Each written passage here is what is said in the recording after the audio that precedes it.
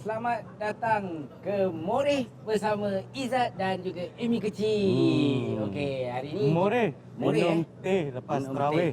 Dia kenalkan, tu dia. Fadli Awaludin. Assalamualaikum. Waalaikumsalam Lat. Terima kasih. Terima kasih. Teh tarik ada. Terima kasih ya, brothers. Tak ada Buat aku apa-apa Mesti lah. in. besar hati aku. Okey, Moreh ni kita kegiatan malam kan. Betul. Kegiatan malam. Late night. Late night. Late night. So kita Kita supper club. santai-santai. Aku suka late night ni actually. Ifat, kalau kau pergi bazar Ramadan, kau mesti cari apa makanan? Aku kalau pergi bazar, aku mesti cari kuih. Untuk buka puasa, kalau aku pergi bazar Ramadan, tak lain tak bukan, aku akan cari kuih keria. Dude, Aku dengan dia kuih rekod babe makan kuih keria. Kenapa? Oh, kau kena tanya. Asal. alamak, Gila, weh. aku suka kuih keria yang gula Melaka punya. Ni.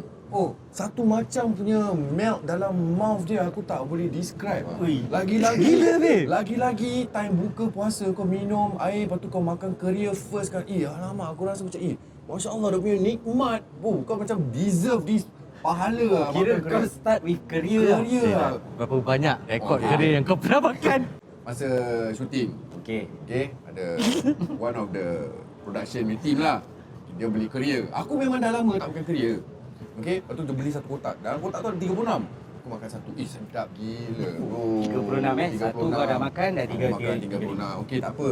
Aku cakap, segan aku nak makan lebih. Aku makan dari situ dua. Aku dah segan. Okey, balik aku order 36 kotak. Aku order, aku bawa balik. Aku kat rumah dah satu 16 brother aku makan. Kalau 16. 16 kira dah dekat setengah kotak ah. 16. Aku makan. Tinggal 20, 16. Aku first time makan kuih keria tu punya sedap. Aku tak ada dia punya Tapi sedap. kita tak ada keria. Kita tak ada career. Okey, tak apa. Kita ada badai. Alright, Dan- badai dan- lah, cantik. Badai ada? Badai satu, Ah, badai. Boleh ayam. Boleh ayam. Badai ada dua. Satu ikan bilis, satu Boleh, prawn. ikan bilis. Ikan bilis. Okey, jemput. Makan dulu. Badai tak banyak bazar Ramadan yang ada yang sedap, yang rangup. Hmm. Jadi aku macam choosy sikit. Betul. Tapi keria, walaupun dia nampak macam tak, maybe bukan gula Melaka dia kan, aku main beli je.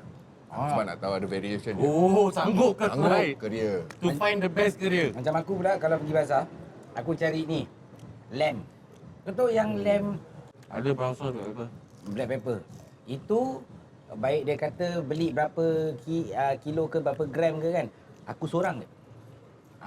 Buka ke apa ke itu juga. Kau meat guy Memang aku suka makan binatang.